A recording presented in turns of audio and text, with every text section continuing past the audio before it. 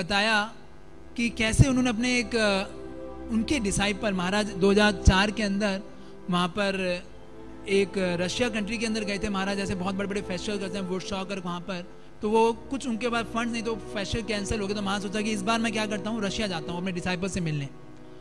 तो वो वहाँ पर गए, तो वहाँ पर उन्होंने जाकर देखा कि बहुत स्थिति बहुत ख़राब थी, वहाँ पर टेररिस्ट अटैक हुए थे। और महाराज जब वहाँ पे उतरे तो महाराज को भी एक गार्ड दिया गया जिसके पास पिस्तल थी, मतलब हमेशा एक बॉडी गार्ड दिया गया। और एक महाराज के जो वहाँ पे उनके डिसाइपल थे महाराज के जानीनासपू, वो हमेशा महाराज के साथ उनको गाइड कर रहे थे सारी चीज़ों के लिए। तो महाराज जब वहाँ पर गए तो महाराज बहुत जो लोगों से मिले थे और महाराज बहुत फेथ था अपनी नर्सिंग चला के साथ, वहाँ पे कहीं भी ट्रैवल करते थे वहाँ पर उनके साथ रहती थी। तो महाराज के पास महाराज की एक शिष्या आई जिनका नाम था रागलेखा। रागलेखा, एक मिनट, तो वो महाराज के रागलेखा तो महाराज के पास आई और बोले कि महाराज मेरे पास एक गोवर्धन शिला है, क्या आप उसके दर्शन करने आएंगे?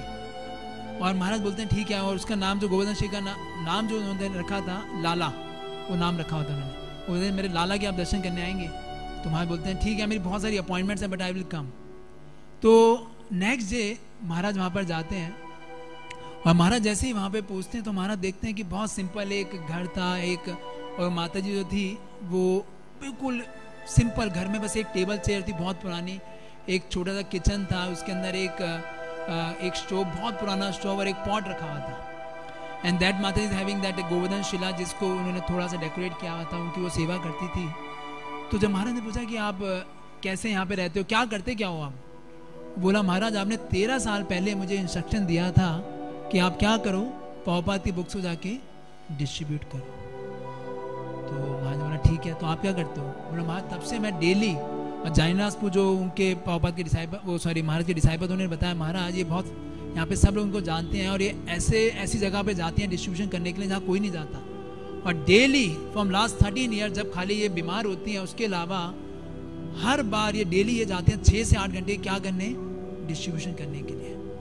तो महाराज को एकदम इतना उनको ऐसा कि 13 साल तो माता जी डिडंट मैरिड, उनका एक ही वो गए थे महाराज, उनके पास खाली एक ही साड़ी है जिसमें वो उन्होंने पहनी, हमने किसी और साड़ी में उनको देखा भी नहीं। और उन्होंने आपके लिए वो कुछ ये जो इतना उन्होंने डिस्ट्रीब्यूशन किया तो उससे जो भी प्रॉफिट आया वो उन्होंने रखा हुआ है। तो माता जी जाती हैं वो ऑल्टर के कवर में से नीचे से निकाल के लाती हैं वो डोनेशन और महाराज को देती हैं। तो महाराज की आंखों में आंसू आए थे कि ये ऐसा इतना उन्होंने सारा जितना भी उनका जो प्रॉफिट था सब दे दिया। तो महाराज उसको एनवलप को लेने से मना कर देते हैं और बोलते हैं आप इसको रखिए, आप जब मैं वृंदावन में व्रज मंडल परिक्रमा करूँगा तो आप मेरे पास आना, वहाँ पे आप परिक्रमा करना। और वो माता जी कहती हैं कि महाराज प्लीज टेक दिस, एकदम उसको एकदम ऐसा रिएक्शन देती है कि महाराज आप इसे ले लो, क्योंकि जिन लोगों ने डोनेशन दिया अगर आप अपनी सेवा में यूज करोगे तो उनका उद्धार हो जाएगा, मेरी सेवा में यूज करोगे तो मैं तो वो लोग नरक में भी जा सकते हैं। तो महाराज ने जब ये सुना कि इतना उनके अंदर कंपैशन है, एक तो वो खुद ही सेवा कर रही हैं और इतना उनके अंदर ऐसा कंपैशन है कि वो लोग जो सेवा की है, वो बुक्स के लिए पैसा दिया, वो अगर महाराज की सेवा में लगेगा, भगवान की सेवा, तो उनका उद्धार हो जाएगा। तो इतना टच हुए और फिर महाराज ने फिर उनसे मतलब और भी कई चीज़ें पूछी। महाराज कहते हैं मैंने जब ये बात मैंने सुनी तो मेरा एकदम शरीर कांप गया ये सुनकर। और मैं बोला कि ये मतलब इवन उन्होंने कोड किया बड़ा अच्छा, उन्होंने बताया कि तमाल कृष्ण महाराज कहते थे कि कई बार हमारे जो शिष्य हैं वो हमसे भी कभी कभी मतलब ऐसा वो कोड कर रहे थे किसी और एक स्क्रिप्ट, मतलब जो तमाल कृष्ण महाराज ने बुक लिखी, ऐसा हो सकता है कि हमारे शिष्य ही कभी हो सकता है कि हमसे बड़े, हमसे ज़्यादा एडवांस कर सकते हैं, हमें पता नहीं है कौन क्या है।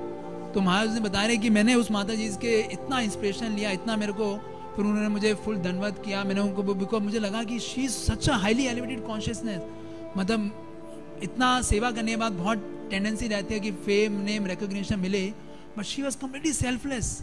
एक ही इच्छा है खाली क्या, गुरु की सेवा करना है, लोगों का उद्धार हो जाए किसी तरीके से, और कोई इच्छा ही नहीं है।